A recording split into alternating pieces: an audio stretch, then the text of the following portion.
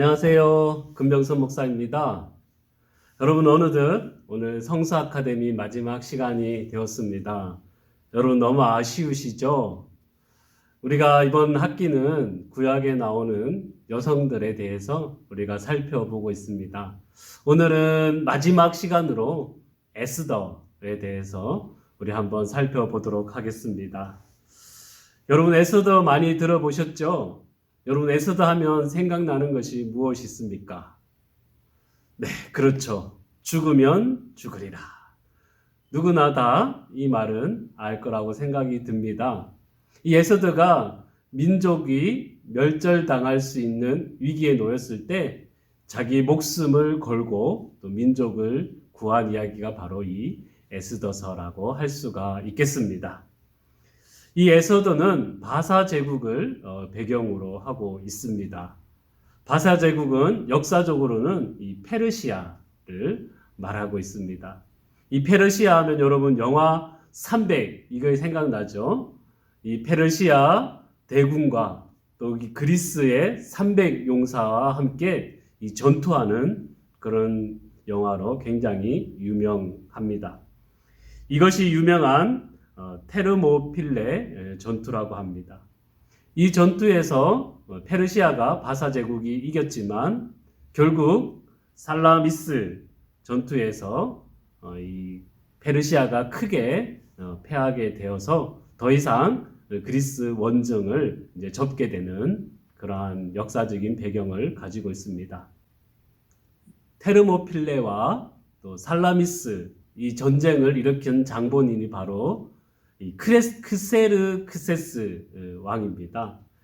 이 크세르크세스가 이 살라미스 전쟁에서 패하고 난 뒤에 엄청난 시리에 빠졌겠죠. 고국으로 돌아와서 향락을 즐기다가 이 후궁들의 음모에 의해서 살해되었다고 그렇게 전해지고 있습니다.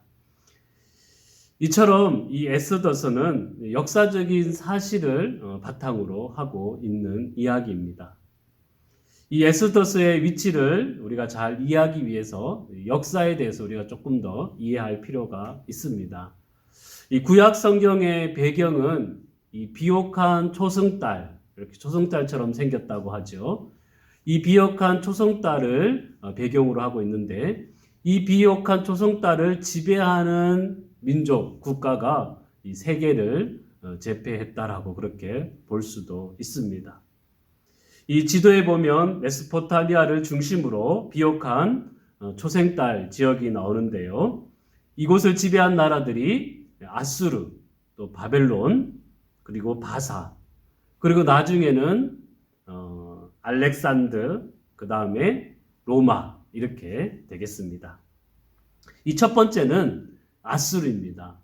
역사적으로는 아시아로 되어 있는데 이 아수르에 의해서 북쪽 이스라엘이 멸망당하게 되죠. 이 아주 잔인한 민족입니다. 그래서 나무에 사람을 찔러 매달아 놓았고 또 산채로 사람들의 피부를 벗겨 죽였고 또 철대로 사람을 내리쳤고 또 칼로 목을 자르기도 했습니다. 이 포로들의 눈을 창으로 찔러 맹인을 만들기도 했고요. 또 포로들의 입에 이 재갈을 물려서 말을 못하게 하기도 했습니다. 이 아시리아는 정복한 민족들을 이렇게 흩어버리고 또 혼합 정책을 펼쳐서 그 나라와 민족을 좀 말살하는 그러한 정책을 폈던 민족입니다. 두 번째는 바벨론 제국입니다. 이 바벨론 제국이 남쪽 유다를 멸망시켰습니다. 그리고 수많은 사람들을 자기네 땅으로 포로로 끌고 갔습니다. 이 바벨론의 특징은 사치입니다. 사치. 크고 화려한 것을 좋아했죠. 그래서 요한계시록에도 보면 큰 성 바벨론 이렇게 비유적인 표현을 사용하고 있습니다. 이 바벨론은 이제 사치가 또 크고 화려한 것을 중요하게 여겼기 때문에 이 나라들을 민족들을 정복하고 그곳에 있는 좋은 것들은 다 자기네들이 가지고 갔습니다. 그래서 많은 또 똑똑하고 기술 있는 사람들을 바벨론으로 끌고 가서 자기네들의 문화와 또 생활을 이렇게 발전시켰던 민족입니다. 그리고 세 번째가 바사입니다. 페르시아죠. 이 바사는 포로 기환과 관련이 있습니다. 에스라, 느헤미야, 에스더 다 이 바사 제국을 주로 배경으로 하고 있습니다. 이 페르시아는 아수르와 바벨론을 교훈 삼아서 이 관용 정책을 폈습니다. 그래서 원하는 사람들은 자국으로 돌아갈 수 있게끔 해주었고 이 종교도 허용해서 자기 민족의 종교를 섬길 수 있도록 했습니다. 그래서 이 관용 정책을 폈기 때문에 또 이방 민족으로 또 포로로 끌려왔던 사람들도 어느 정도 살 수 있는 형편과 또 환경이 마련되었다라고 할 수가 있겠습니다. 그리고 네 번째는 이제 헬라죠, 헬라. 헬라 시대는 신구약 중간기 그 시대가 중심을 이루고 있습니다. 이 다니엘서에 헬라 제국이 좀 나오고 또 요한계시록에도 좀 헬라가 나오고 있습니다. 그리고 다섯 번째는 로마죠, 로마. 로마 제국 여러분들 잘 아실 겁니다. 이 신약 시대를 또 배경으로 하고 있죠. 자, 그렇다면 이 에스더는 어디 제국을 배경으로 하고 있죠? 네, 그렇습니다. 이 바사 제국, 페르시아를 배경으로 하고 있습니다. 이 바사의 주요 왕들을 우리가 좀 한번 살펴보겠는데요. 첫 번째는 이 고레스입니다. 고레스. 여러분 고레스 좀 들어보셨을 거라 생각이 드는데 이 성경에 나오는 이 고레스는 역사적으로는 이제 고레스 2세고 키루스 대제라는 이름으로 등장하게 됩니다. 이 고레스가 유대인들을 비롯해서 많은 이방 민족들이 이 바벨론에서 자기네 땅으로 돌아갈 수 있도록 허용했습니다. 이것이 바로 고레스 칙령이죠. 이 고레스 왕 때 유대인들도 1차 바벨론에서 포로로 귀환을 하게 됩니다. 이때 돌아온 사람들이 스룹바벨과 예수아가 대표적인 사람입니다. 두 번째로는 다리오 1세입니다. 다리오 1세. 일반 역사에서는 다리우스 1세로 등장하게 됩니다. 1차 포로에서 돌아왔던 유대인들이 성전을 건축할 수 있도록 허락해 준 왕이 다리오 왕이죠. 그래서 학계 스가랴서에 보면 이 다리오 왕이 등장하게 됩니다. 이 성전을 건축을 하기 위해서 학계 스가랴 그리고 1차 바벨론 포로에서 돌아온 스룹바벨, 예수아가 활동을 했죠. 스룹바벨은 총독이고 예수아는 대제사장입니다. 이 다리오 왕이 이제 그리스 정복을 이제 시작했는데요. 실패로 돌아가게 됩니다. 세 번째는 아하수에로 왕입니다. 역사적으로는 크세르크세스라고 되어 있죠. 아까 말씀드렸던 영화 300에서 이 크세르크세스 왕이 나오죠. 에스더가 이 크세르크세스 아하수에로의 왕비가 되어서 유대인들을 몰살 위기에서 구하게 됩니다. 이 아하수에로 왕도 이 아버지 다리오 왕에 이어서 그리스 원정 또 정복 전쟁을 펼치지만 결국 실패로 돌아갔습니다. 네 번째는 아닥사스다 왕입니다. 역사적으로는 알타크세르크세스라고 되어 있습니다. 이 에스더의 아들일 수 있다라는 그런 추측이 있는데 역사적으로 증명된 건 없습니다. 이 아닥사스다 왕은 이 유대인을 2차와 3차 바벨론 포로로부터 귀환을 시킨 왕입니다. 이 유대인이었던 느헤미야가 이 아닥사스다 왕의 술관원장이 되었죠. 굉장히 높은 위치까지 올랐던 것입니다. 그리고 이 느헤미야가 나중에 유대 총독으로 가서 또 성벽을 재건하는 그러한 일들도 하게 된 거죠. 이 아닥사스다 왕이 이 유대인들에 대해서 굉장히 호의적인 것으로 보아서 이 아닥사스다 왕이 에스더의 아들이지 않느냐 이런 추측을 해볼 수가 있는 것입니다. 그러나 학자들은 또 역사적으로는 증명된 바가 없는 것이죠. 이제 에스더서의 위치를 좀 아셨을 거라고 생각을 하게 됩니다. 바사 제국의 아하수에로 왕 때 있었던 그러한 이야기고, 바벨론 1차 포로와 또 2차, 3차 포로 사이에서 그 바벨론 땅에서 있었던 그곳에 정착해 있던 유대인들의 이야기, 이것이 바로 에스더서입니다. 바사에 대해서 다시 한번 정리하면, 이 바사 페르시아의 특징은 이방인들에게 관용 정책을 폈고 또 이방인들의 신앙생활을 허용했습니다. 그래서 아마 200년 동안 번성할 수가 있었죠. 이 다리오 왕은 20개 주에 총독을 파견하고 또 감찰관을 보내 또 총독을 감시하기도 했죠. 그리고 왕의 길이라 불리는 도로와 역참제를 정비하고 또 화폐, 또 도량형 제도, 이러한 것들을 정비하여서 정말 제국다운 제국의 면모를 갖추었습니다. 이 다리오 왕과 또 에스더스에 나오는 이 아하수에로 왕이 이 페르시아 시대의 전성기를 이끌었던 왕으로 되어 있고요. 그러나 무리하게 그리스 전쟁을 펼쳤다가 실패하게 되어서 좀 페르시아가 기울어지게 되는 그러한 결과를 낳게 되었습니다. 그리고 이 페르시아는 이 법을 굉장히 중요시 여겼습니다. 이 에스더에서도 보면 이 법을 한번 공포하면 이 법을 돌이킬 수가 없고 그 법대로 실행을 할 만큼 이 법을 아주 중요하게 여겼습니다. 이 법 때문에 유다인들이 몰살 위기에 놓이기도 하게 된 것이죠. 이런 배경 속에서 여러분 에스더서가 등장하는 것을 기억하시면서 오늘 말씀 속으로 한번 들어가 보도록 하겠습니다. 이제 1장 1절에서 4절을 한번 제가 읽어드리겠습니다. 여러분들도 한번 따라 읽으시면 좋겠습니다. 이 일은 아하수에로 왕 때 있었던 일이니 아하수에로는 인도로부터 구스까지 127지방을 다스리는 왕이라. 당시에 아하수에로 왕이 수산궁에서 즉위하고 왕위에 있은 지 제3년에 그의 모든 지방관과 신하들을 위하여 잔치를 베푸니 바사와 메대의 장수와 각 지방의 귀족과 지방관들이 다 왕 앞에 있는지라. 왕이 여러 날 곧 180일 동안에 그의 영화로운 나라의 부함과 위엄의 혁혁함을 나타내니라. 이 아하수에로 왕이 이 바사와 메대, 그 지역은 이제 바사와 메대 지역이라고 하거든요. 이 장수와 20개 지역의 총독과 또 이 127도를 다스렸는데 이 도의 모든 방백들, 또 그 외에 수많은 귀족들, 또 관리들을 이 바사의 수상궁에 초청하여서 아주 성대한 잔치를 벌였습니다.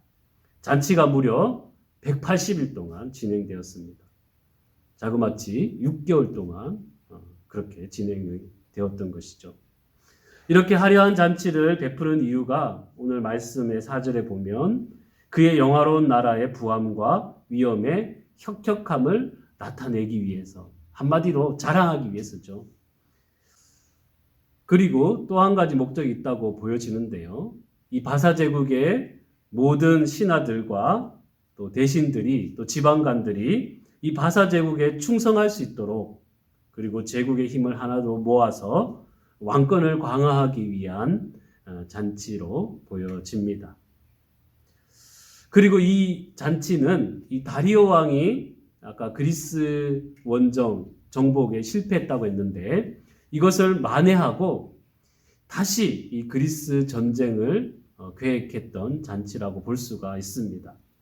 그래서 이 믿을 만한 참모들을 모아서 은밀하게 그 작전을 세우고 또 점검하고 또 그리스와의 그 전쟁을 계획한 그러한 잔치라고 우리가 볼 수가 있겠습니다. 그리고 백성들까지도 이 왕궁 후원에서 7일 동안 잔치를 베풀어 주었습니다. 마음껏 먹고 마시게 해주어서 이 왕의 은덕을 기리게 했던 것이죠.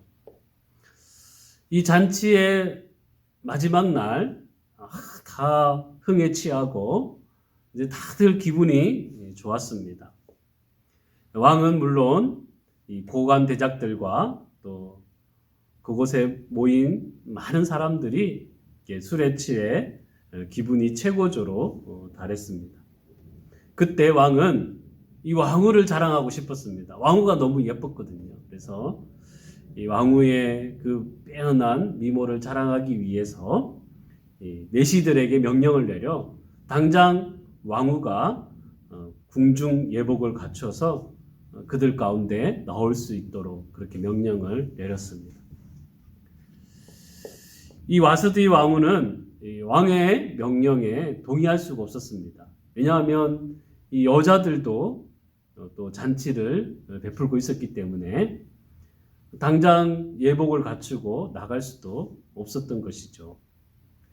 그리고 무엇보다도 이 술 취해 있는 남자들에게 눈요깃거리가 되고 싶지 않았습니다. 그래서 이 와스디 왕후가 이 왕의 명령을 거절하게 됩니다. 이 와스더 왕후의 거절은 이유를 불문하고 이 바사와 메대의 지방관과 총리들과 신하들 앞에서 이 왕의 권위가 땅에 떨어지게 하는 그러한 결과를 낳았던 것이죠.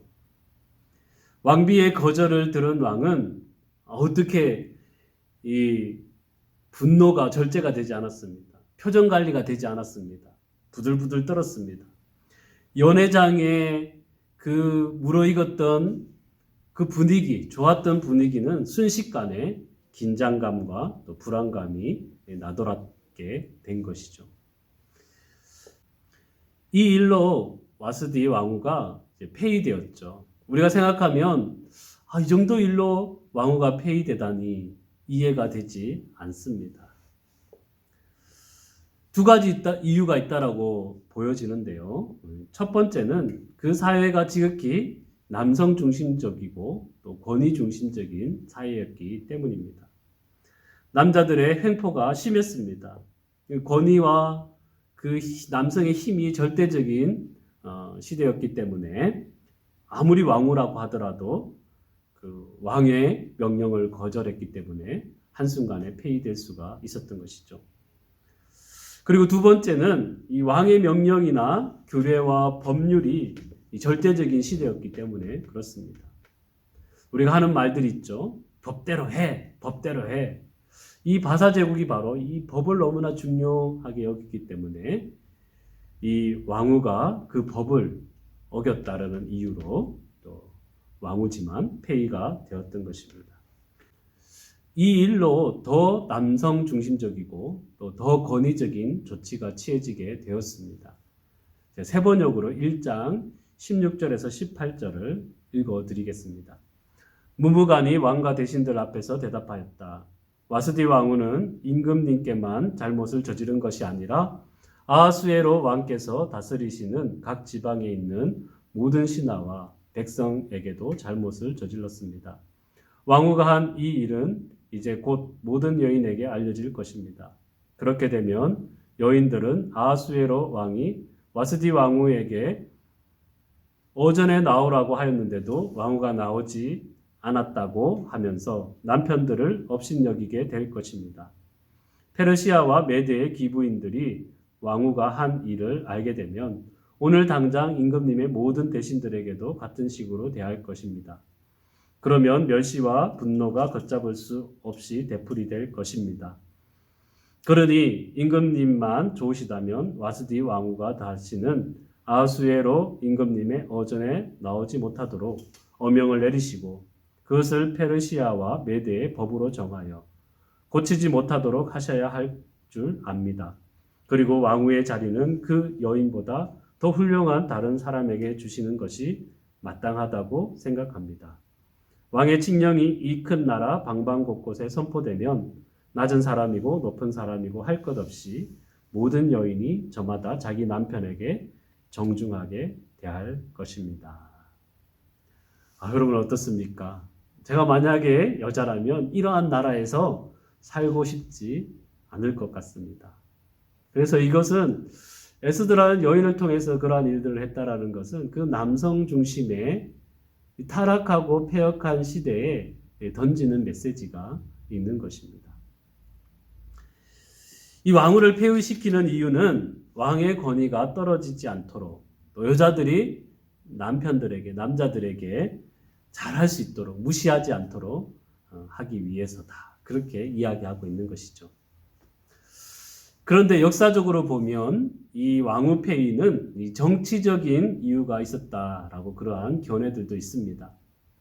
이 당시 막강한 권력의 주체였던 이 왕후를 등에 업은 세력과 대신들 사이에 이 갈등과 또 알력이 있었기 때문에 희생양으로 이 왕후가 폐위되었다. 그렇게 보는 견해도 있다라는 것을 그냥 알고 넘어가면 되겠습니다. 어쨌든 이 왕후 폐위 이면에는 이 남녀 간의 갈등, 또 권력 간의 갈등과 다툼이 있었다. 그렇게 이해하면 되겠습니다. 어찌되었든 이 왕후 와스디가 폐위되었습니다. 근데 문제는 이 왕후 와스디가 폐위된 지 얼마 지나지 않아서 이 아하수에로 왕의 마음이 후회가 되었던 것입니다. 이 와스디 왕후가 너무 보고 싶었고 생각났습니다. 그리고 자신이 성급한 것이 아닐까, 자신이 이 한 일이 굉장히 마음에 걸렸습니다. 왕은 순간적인 감정과 분노를 다스리지 못하여서 이 와스디 왕후를 폐위시킨 것이죠. 여기서 우리가 한 가지 교훈을 얻은 것은 우리가 너무 감정적으로 너무 성급하게 중요한 일들을 판단하고 결정을 해서는 안 된다라는 것입니다. 우리가 감정이 북받쳐 오를 때는 이 결정하는 일을 좀 뒤로 미루고 또 기다릴 수 있어야 한다라는 것이죠. 문제는 다 우리가 감정적인 흥분 상태, 또 우리가 분노 같은 것을 잘 절제하지 못해서 저지르는 것들이 너무나 많이 있다라는 것이죠. 이 왕의 괴로움을 눈치챈 신하들이 왕후 간택에 대한 제안을 하게 됩니다. 이 아름다운 처녀들을 이 도성 수산에 모이게 해서 왕이 직접 그 왕후를 선택할 수 있도록 그렇게 제안을 한 것이죠. 이 아하수에로 왕은 자신이 직접 마음에 드는 왕후를 선택할 수 있다는 것이 너무나 기뻤습니다. 그래서 이 전국적으로 이 왕후 간택하는 일이 진행되게 되었습니다. 왕후 간택의 일에 우리의 주인공 에스더도 참여하게 됩니다. 에스더는 히브리의 이름으로는 하닷사입니다. 이 하닷사는 상록수 나무 이름 도금양입니다. 아마도 부모님이 늘 푸르라라는 의미에서 이 하닷사 이름을 지어준 것 같습니다. 그런데 에스더의 부모님은 일찍 돌아가셨습니다. 그래서 사촌 오빠 이 모르드게가 그를 딸처럼 데려다 키웠습니다. 이 사촌 관계이다 보니까 할아버지가 같다. 그렇게 이해가 되죠. 모르드게는 이 느부갓네살에 의해 여고냐와 함께 바벨론 포로로 갔다라고 오늘 에스더에서는 되어 있습니다. 이때가 1차 바벨론 포로인데요. 1장 6절에 이렇게 되어 있습니다. 전에 바벨론 왕 느부갓네살이 예루살렘에서 유다 왕 여고냐와 백성을 사로잡아 갈 때 모르드게도 함께 사로잡혔더라. 이 모르드게가 여고냐 왕과 바벨론 포로로 정말 끌려갔다면 이 모르드게의 나이는 약 130세 정도 되고요. 그리고 에스더는 80세가 넘게 됩니다. 그렇다면 이 말이 되지 않지 않습니까? 근데 이 히브리 원문에 보면 1장 6절에 이 모르드게라는 이름이 없습니다. 이것으로 보아 이 모르드게가 직접 1차 바벨론 포로 때 끌려간 것이 아니라 그의 윗세대가 끌려갔는데 이 모르드게가 그 바벨론 포로지에서 태어났다. 그렇게 볼 수가 있겠죠. 그래야지 이야기가 좀 맞아떨어지게 됩니다. 그렇다면 이 에스더는 어떤 사람일까요? 1장 7절을 읽어보겠습니다. 그의 삼촌의 딸 하닷사 곧 에스더는 부모가 없었으나 용모가 곱고 아리따운 처녀라. 그의 부모가 죽은 후에 모르드게가 자기 딸같이 양육하더라. 에스더는 아주 예뻤습니다. 몸매도 예쁘고 얼굴도 예쁘고 그러니까 왕후가 되었겠죠. 남자들은 이 이쁜 여자들을 다 좋아하는 것 같습니다. 예나 지금이나 다를 바가 없죠. 그러나 여러분, 미의 기준은 시대마다 다르다라는 것을 여러분 이해하시고 또 위로받으시기를 바랍니다. 이 에스더가 왕후 간택에 참여하여서 왕후로 뽑히게 됩니다. 이 왕은 에스더를 위하여서 큰 잔치를 베풀고 또 대신들과 신하들을 다 초대하여서 이렇게 잔치를 벌이게 되었습니다. 전국 각 지방에 세금을 연주해주고 또 왕의 이름으로 여러 가지 상을 푸짐하게 내려서 이 왕후 간택된 이를 에스더를 축하해 주었습니다. 여기까지는 참 좋습니다. 근데 여기서 끝나게 된다면 이 에스더는 더 이상 필요가 없겠죠. 에스더서는 여기에서 이제 하만이라는 사람이 등장하게 됩니다. 이 하만은 당시 총리 대신으로 왕 다음 가는 지위와 위치에 있었던 사람입니다. 그래서 하만의 마음은 교만했습니다. 그의 마음이 늘 높아져 있었습니다. 하만은 모든 사람들이 자기 자신을 높여주고 자기 자신을 인정하고 또 자기 자신에게 절하기를 원했습니다. 그런데 이 문지기인 이 모르드게가 이 하만에게 절을 하지 않는 것입니다. 하만이 그것 때문에 매우 불쾌했습니다. 분노가 일어났죠. 하만은 자기애성 성격 장애를 가진 것 같습니다. 그래서 모든 사람이 자기 자신을 좋아해 주어야 합니다. 자기를 싫어하는 사람을 용서할 수가 없는 그런 사람이었죠. 그래서 자기에게 절하지 않는 이 모르드게를 어떻게 할까 기회를 엿보고 있었습니다. 에스더 3장 1절, 2절, 5절을 읽어드리겠습니다. 그 후에 아수에로 왕이 아각 사람 함무다다의 아들 하만의 지위를 높이 올려 함께 있는 모든 대신 위에 두니 대궐문에 있는 왕의 모든 신하들이 다 왕의 명령대로 하만에게 꿇어 절하되 모르드게는 꿇지도 아니하고 절하지도 아니하니 하만이 모르드게가 무릎을 꿇지도 아니하고 절하지도 아니함을 보고 매우 노하더니 하만이 모르드게가 자신에게 무릎 꿇지 않고 절하지 않는 것을 보고 매우 노하였습니다. 여기서 노하다라는 것은 뜨겁다, 뜨거워지다, 무자비한 성격을 폭로할 때 사용하는 단어입니다. 그래서 하만이 쉽게 흥분하고 쉽게 분노하고 자신의 감정을 잘 다스리지 못하는 이 무자비한 사람이다라는 것을 보여줍니다. 6절도 읽어보겠습니다. 그들이 모르드게의 민족을 하만에게 알림으로 하만이 모르드게만 죽이는 것이 부족하다고 생각하고 아수에로의 온 나라에 있는 유다인 곧 모르드게의 민족을 다 멸하고자 하더라.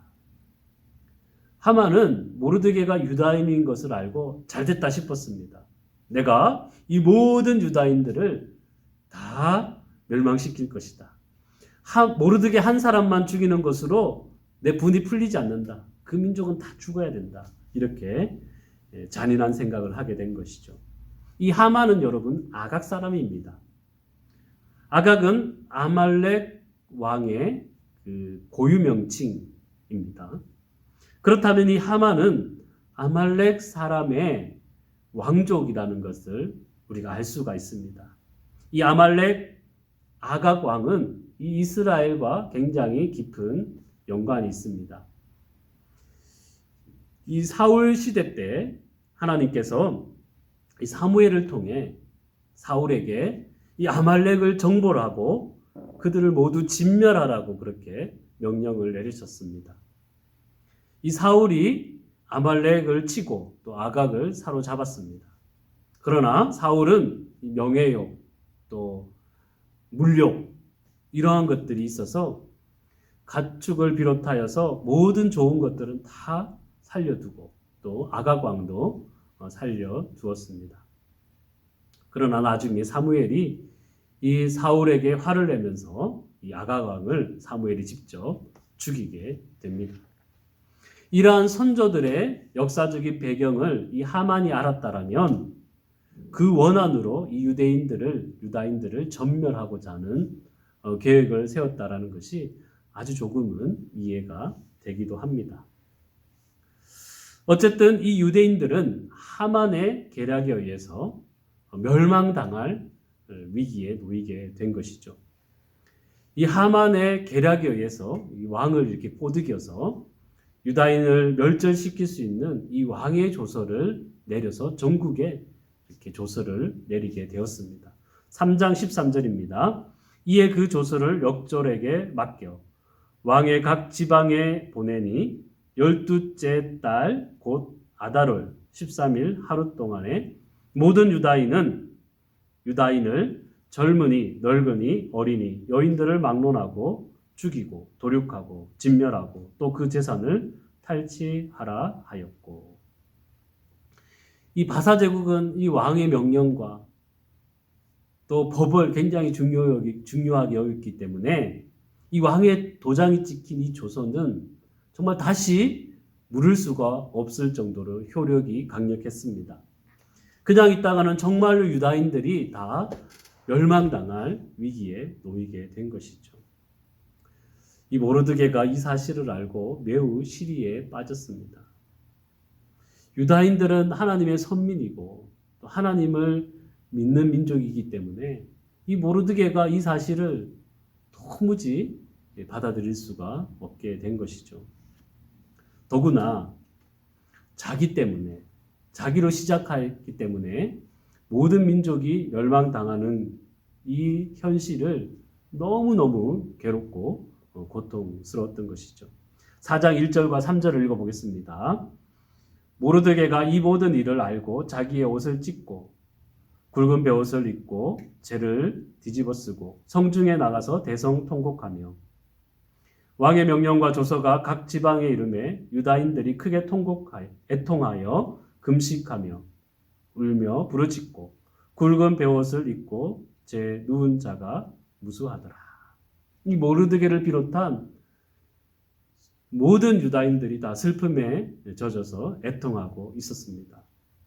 이 거대한 바사 제국의 힘 앞에 이 유다인들은 아무런 능력이 없었습니다. 저항할 수 있는 힘이 없었던 것이죠. 모르드게가 고민하고 기도할 수밖에 없었겠죠. 맨 처음에는 방법이 보이지 않는데 한 가지 방법을 발견하게 되었죠. 이 일을 해결할 수 있는 사람은 딱 한 명, 바로 왕후 에스더였던 것입니다. 왕의 마음을 돌릴 수 있는 사람은 왕후밖에 없었습니다. 이 모르드게는 에스더가 왕후가 된 것이 이때를 위한 것이다. 그렇게 직감적으로 깨닫게 된 것이죠. 이 모르드게가 금식하고 또 굵은 베옷을 입고 누워 있는데 에스더가 이 소식을 듣고는 몹시 걱정이 되었습니다. 에스더가 옷을 보내도 모르드게가 이것을 거부했습니다. 에스더가 더욱 걱정이 되어서 모르드게에게 무슨 일이 있는지 알아보라고 했습니다. 모르드게는 에스더의 궁금증과 또 걱정하는 마음을 더 증가시켜서 자신의 뜻을 전하고자 했던 것입니다. 4장 13절 읽어보겠습니다. 모르드게가 그를 시켜 에스더에게 회답하되 너는 왕궁에 있으니 모든 유다인 중에 홀로 목숨을 건지리라 생각하지 말라. 이때에 내가 만일 잠잠하여 말이 없으면 유다인은 다른 데로 말미암아 노임과 구원을 얻으려니와 너와 내 아버지 집은 멸망하리라. 내가 왕후의 자리를 얻은 것이 이때를 위함이 아닌지 누가 알겠느냐 하니. 에스더야, 너 혼자 살려고 너 혼자만 살아남기 위해서 아무것도 하지 않아서는 안 된다. 너 혼자 살려고 잠잠하면 유다인들은 하나님께서 반드시 건져주시고 구해줄 것이다. 그러나 너는 반드시 멸망할 것이다. 하나님께서 너에게 왕후의 자리를 준 것이 이때를 위한 것이 아니겠느냐. 그렇게 에스더에게 강력하게 말을 하고 있는 것이죠. 모르드게는 에스더가 유대인들을 위해서 이제는 나서야 할 때라고 그렇게 말하고 있습니다. 모든 유다인들의 운명이 이 에스더 한 사람에게 걸려 있었던 것이죠. 여러분, 에스더는 이 무거운 책임을 어떻게 감당할 수 있었을까요? 4장 15절에서 17절을 읽어보겠습니다. 에스더가 모르드게에게 회답하여 이르되 당신은 가서 수산에 있는 유다인을 다 모으고 나를 위하여 금식하되 밤낮 3일을 먹지도 말고 마시지도 마소서. 나도 나의 시녀와 더불어 이렇게 금식한 후에 규례를 어기고 왕에게 나아가리니 죽으면 죽으리이다 하니라. 모르드게가 가서 에스더가 명령한 대로 다 행하니라. 에스더가 이 유대인들을 위기에서 구하기 위해서 드디어 움직이기 시작했습니다. 그 과정에서 이 에스더의 행동 3가지를 좀 살펴보고자 합니다. 첫 번째는 이 에스더가 목숨을 걸고 왕에게 나아가기로 결단을 했다라는 것입니다. 왕후가 왕에게 먼저 나아가는 것은 이 바사 제국의 법과 질서에서는 허용되지 않았습니다. 아무리 왕후라고 하더라도 왕후가 먼저 왕에게 나아가게 된다라면 그의 목숨을 보장할 수가 없었던 것이죠. 더구나 에스더는 왕에게 부름을 받지 못한 지가 벌써 30일이 되었던 때였습니다. 에스더가 목숨을 걸고 왕에게로 나아갔던 것입니다.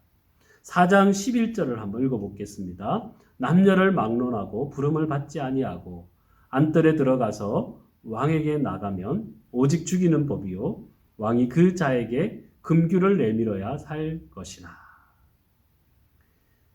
누구든지 왕에게 먼저 나가면 다 죽게 되어 있습니다. 그러나 한 가지 금규를 내밀면 살게 되죠. 여러분, 에스더가 대단하지 않습니까? 자기 목숨을 거는 것은 정말로 쉬운 일은 결코 아닙니다.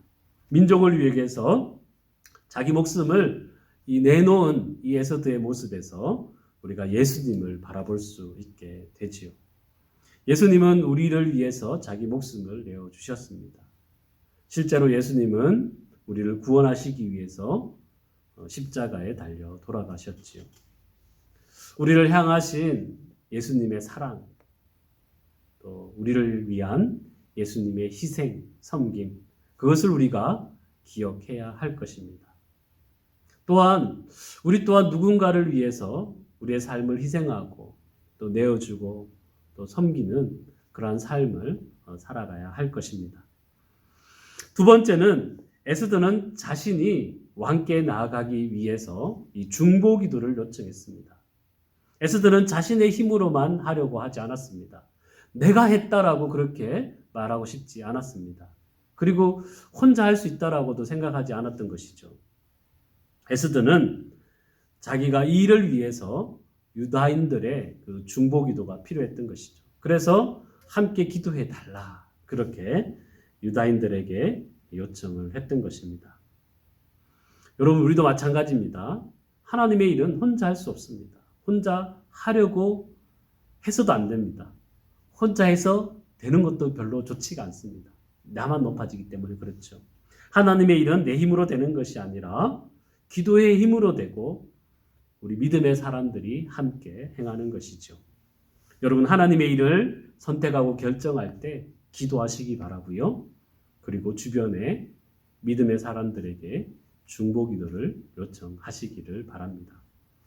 세 번째는 에스더가 이 왕과 하만을 대하는 태도가 매우 지혜로웠다. 그렇게 말씀드리고 싶습니다. 에스더는 자신이 원하는 것을 왕에게 바로 말하지 않고 인내하면서 때를 기다렸습니다. 에스더가 왕께 나아갔을 때 왕이 금규를 내밀어서 살았던 것이죠. 그리고 그 모습이 너무나 예뻐 보여서 이 즉흥적이고 또 이 감정적인 이 아하수에로 왕이 에스더에게 무엇을 원하는지 말해보라. 나라의 절반이라도 주겠다. 그렇게 에스더에게 말했죠. 그러나 에스더는 바로 자신의 이야기를 꺼내지 않았습니다. 밥이 맛있으려면 이 뜸을 잘 들여야 하지 않습니까? 그래서 이 에스더도 뜸을 들이면서 또 이 아하수에로 왕과 이 밀당을 하면서 자신의 때를 기다렸던 것이죠. 에스더는 왕이 좋아하는 그 잔치를 벌여서 왕의 기분을 좋게 만들어 주었습니다. 그래서 이 에스더가 이 왕의 호기심과 또 관심을 극대화시키고 또 자신의 말을 들어주지 않을 수 없을 정도로 극진히 이 왕을 모셨던 것이죠. 최대한 자신의 카드를 공개하지 않음으로 말미암아 이 아하수에로 왕의 그 궁금증을 또 유발시킨 것이죠. 이 왕이 사랑하는 여인을 위해서라면 뭐든지 해주는 이 상남자가 되도록 이 에스더가 그렇게 만들었던 것이죠.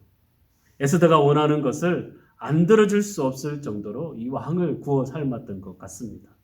그래서 왕이 왕후의 말을 듣자마자 고민할 여지 없이 바로 실행할 수 있도록 그러한 분위기와 환경을 만들어 주었던 것이죠. 에스더는 왕의 기분과 호기심을 최고조로 만들었던 것입니다. 그리고 에스더는 이 왕을 위한 잔치에 이 하만을 초대하게 됩니다. 이 하만을 초대한 데는 이유가 있겠죠. 바로 이 하만이 유다인을 멸망시키고자 했던 장본인이기 때문이죠. 그런데 조금의 배경이 있습니다. 어떤 배경이냐면 아하수에로 왕이 잠이 오지 않아 이 궁중 역사 기록을 읽다가 이 모르드게라는 사람이 이 왕을 하려고 했던 암살 음모를 발견하고 왕에게 알려주어서 그 왕이 목숨을 건진 일이 있습니다. 그런데 이 모르드게에게 아무런 상이 내려지지 않았던 것입니다. 이것을 알고 이 아하수에로 왕이 이 모르드게를 아주 높여주고 사람들 앞에서 그 공로를 치하할 수 있도록 했습니다. 여러분, 이것을 보고 누가 가장 배가 아팠을 것 같습니까? 네, 그렇죠. 하만이겠죠. 불안하기도 했을 것입니다. 내가 저 모르드게와 유다인들을 다 멸망시켜야 되는데 앞으로 어떻게 될까? 좀 염려되기도 했던 것 같습니다. 에스더는 이 왕을 위한 잔치에 하만을 초대함으로써 이 하만의 그러한 불안과 경계심을 해체시켰던 것입니다. 높아지고자 하는 욕심, 인정욕으로 가득한 이 하만의 심리를 이용했다. 그렇게 볼 수가 있겠죠. 하만은 왕과 자신만을 위한 특별한 잔치를 베풀어 준 것에 대해서 이 기분이 좋아졌습니다. 하만은 왕후조차도 자기 자신을 인정하고 있다라고 생각하고 기세가 등등해져서 모든 경계를 풀고 이제 마음 편하게 있었던 것이죠. 이처럼 에스더는 왕과 하만의 성향을 잘 이용하여서 자신이 원하는 대로 모든 일을 잘 진행할 수가 있게 되었습니다. 다시 정리해 보자면 첫 번째, 에스더는 자기 민족을 구원하기 위해서 자기 목숨까지도 걸었습니다. 그리고 에스더는 둘째, 혼자 한 것이 아니라 유다인들의 중보기도 또 함께함의 능력을 믿었던 것이죠. 셋째, 에스더는 서두르지 아니하고 또 왕과 하만의 그 성향을 잘 활용하여서 자신의 때를 기다렸던 것입니다. 그렇게 잔치가 무르익게 되고 왕의 기분이 너무나 좋아서 이제는 무엇을 원하는지 말하라 그렇게 했을 때 드디어 에스더가 입을 열은 것이죠. 에스더가 왕에게 원하는 것은 자기와 자기 백성을 구원해 달라는 것입니다. 에스더는 자기와 자기 백성이 함께 진멸당할 위기에 놓여 있었기 때문에 목숨을 걸고 왕에게 나아갔다. 죄 없는 사람이 도륙당할 위기에 처해 있기 때문에 내가 어쩔 수 없이 왕에게 나아간 것이다. 그렇게 왕에게 이야기합니다. 왕은 그 말을 듣고 너무나 놀랐겠죠. 왕은 누가 왕후를 죽인다는 것인지, 또 누가 왕후의 민족 자체를 몰살시킨다는 것인지 도무지 이해가 되지 않았습니다. 왕이 가장 아끼고 사랑하는 왕비의 목숨을 과연 누가 노릴 수 있단 말입니까? 왕은 당황하지 않을 수가 없었던 것이죠.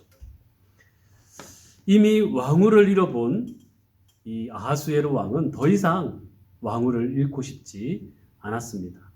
왕은 너무나 화가 나서 그러한 일을 꾸민 자를 말하라, 내가 당장 처형하겠다, 그렇게 말했습니다. 그때 에스더가 그 사람이 바로 저기에 있는, 바로 앞에 있는 하만이다, 그렇게 이야기했던 것입니다. 왕은 너무나 당황스럽고 잔뜩 화가 나서 하만과 대화도 해보려고 하지 아니하고 그 자리를 박차고 나갔습니다. 왕이 나간 사이에 하만이 왕후 에스더에게 살려달라고 애걸하면서 매달렸습니다. 그때 왕이 다시 돌아와서 그 모습을 보고 저놈이 이제 왕후까지도 범하려고 하는구나 라고 소리쳤습니다.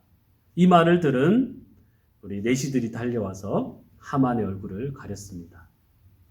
이 얼굴을 감싼다라는 것은 당시에 사형 집행을 위한 예비 단계로 형장으로 끌려가기 전에 사형수에게 했던 관습입니다. 그래서 이제 사형 선고를 받은 것이죠. 이렇게 해서 하만은 자기가 모르드게를 죽이려고 한 그 장대에 자기 자신이 매달려 죽고 말았습니다. 왕은 인장 반지를 모르드게에게 주고 또 하만에게 빼앗은 그 재산을 모르드게가 관리하게끔 했습니다. 그리고 하만이 꾸민 유다인들의 몰살 계획을 다시 무효가 되게 했던 것이죠. 모르드게가 아하수에로 왕의 그 이름으로 조서를 다시 작성하여 유다 사람들의 목숨을 지키게 하고 또 오히려 유다 사람들이 원수들에게 그 원수를 갚을 수 있도록 그렇게 조서를 내리게 된 것입니다. 그래서 아달월 13일 하만이 유다인들을 멸망시키려고 했던 그날에 오히려 유다 사람들이 자기들을 미워하고 자기들을 죽이려고 했던 그 사람들을 없애는 날로 바뀌게 된 것입니다. 유다인들은 이 아달월 13일에 잔치를 벌이고 기뻐하며 즐거워하며 축제의 날로 삼았던 것입니다. 8장 17절을 읽겠습니다. 왕의 오명이 이르는 각 지방, 각 읍에서 유다인들이 즐기고 기뻐하여 잔치를 베풀고 그날을 명절로 삼으니 본토 백성이 유다인을 두려워하여 유다인 되는 자가 많더라. 큰 기쁨의 잔치가 벌어졌죠. 모두 죽을 줄 알았는데 살아남은 것에 대한 감사와 기쁨이 이들에게 충만히 넘쳤던 것이죠. 그래서 이 유다인이 되고자 하는 사람들도 많아졌던 것입니다. 이 날이 바로 불임절입니다. 이 제비 뽑은 날, 제비 뽑기에 해당되는 단어 푸르에 해당되는 단어인 것이죠. 이 유대인들은 기원전 300년부터 지금까지 이 불임절을 가장 즐겁고 행복한 명절로 지키고 있습니다. 아달월, 그러니까 지금으로 따지면 2월, 3월에 해당되는 달입니다. 이 아달월 14일에 이 불임절을 지켰습니다. 이 유대인들은 회당에 모여서 두루마리로 된 에스더서를 읽으며 유대 민족을 위해서 헌신한 그 모르드게와 에스더를 기리고 다채롭고 즐거운 행사를 즐겼습니다. 목숨을 걸고 자기 민족을 구한 그 에스더서의 애국 정신을 우리 자녀들 후손들에게도 가르쳤던 것입니다. 이 불임절에 유대교 사원에서 에스더서를 낭독했습니다. 그 에스더서를 낭독하면서 이 하만이라는 이름이 나올 때마다 사람들이 소리나는 장난감을 흔들고 또 야유를 퍼부으면서 하만을 저주하고 하만을 비난하기도 했습니다. 그리고 이 만두 같은 크기의 떡을 만들었는데 이것이 바로 이 하만의 귀라고 오젠 하만이라는 이름이 되는 떡을 서로 나누어 먹었죠. 그리고 친구들에게 음식과 선물을 보내고 또 가난한 사람들을 돕기도 하였습니다. 또 거리에 나와서 여러 행렬을 벌이면서 또 장난감 소리를 요란하게 내고 그러면서 축제와 기쁨을 한껏 누렸던 절기가 바로 이 불임절입니다. 화려한 옷과 가면 등을 차려입고 또 아이들이 온 거리에 나와서 퍼레이드를 즐기기도 하였습니다. 이렇게 해서 에스더서는 해피엔딩으로 끝나게 되는 것이죠. 여러분, 에스더서가 좀 잘 이해가 되시는지 모르겠습니다. 몇 가지만 잠시 살펴보겠는데요. 첫 번째는 이 에스더서는 아가서와 함께 하나님에 대한 이름이 한 번도 나오지 않습니다. 그렇다면 이 에스더서의 모든 일들은 하나님이 하신 일이 아닌가? 그렇지가 않죠. 오히려 이 에스더서를 읽으면 하나님께서 역사의 주인이시고 또 우리의 모든 삶을 이끌어 가신다라는 것을 너무나 많이 느낄 수가 있는 것입니다. 하나님께서 침묵하고 계실 때가 있는 것처럼 느껴지지만 하나님은 여전히 우리 가운데 개입하셔서 하나님의 나라를 이루어가고 계신다라는 것입니다. 우리의 삶 가운데 찾아오셔서 우리를 구원으로 인도해 주고 계시는 것이죠. 혹시 하나님이 계시지 않는 것처럼 느껴질 때가 있습니까? 그러나 염려하지 마십시오. 하나님은 여전히 여러분들과 함께 계시면서 여러분의 삶을 이끌어 주시고 또 여러분의 모든 것을 구원해 주고 계신다라는 것입니다. 우리의 삶의 모든 순간이 이때를 위함이라는 것을 믿고 또 주님과 동행하시면서 살아가는 여러분들이 되시기를 바랍니다. 그리고 예수서를 보면서 이 한 사람의 희생과 헌신이 얼마나 큰 일을 이룰 수 있는지를 우리에게 보여주고 있습니다.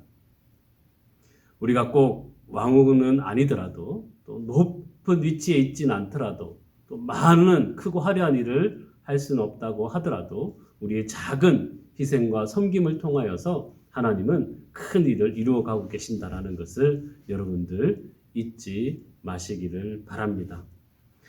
예수님의 희생과 헌신이 온 인류를 구원해 주셨던 것처럼 우리의 섬김과 헌신을 통하여서 우리 또한 이 세상에서 많은 사람들을 살리고 또 하나님의 그 구원의 역사를 이루어 갈 줄 믿습니다.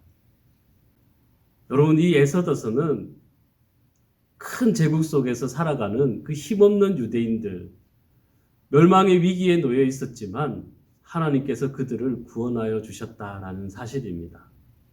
여러분, 우리도 마찬가지입니다. 우리가 어떤 상황에 처해 있을지라도 우리의 삶이 너무나 비참하고 넘어지고 절망 가운데 있을지라도 하나님은 여전히 우리를 사랑하시고 우리를 구원하여 주신다라는 이 사실을 잊지 않고 힘있게 살아갈 수 있기를 바랍니다. 여러분의 삶은 바로 이때를 위함이다라는 것을 잊지 마시고 오늘도 우리에게 주어진 귀하고 복된 삶을 힘있게 살아갈 수 있는 우리 모두가 될 수 있기를 주님의 이름으로 축복합니다. 네, 6주 동안 너무나 수고하셨습니다. 배웠던 이 성경 말씀들을 잘 기억하며 여러분의 삶이 더욱더 풍성해지기를 바랍니다. 다음 또 성사 아카데미 때 뵙도록 하겠습니다. 안녕히 계세요.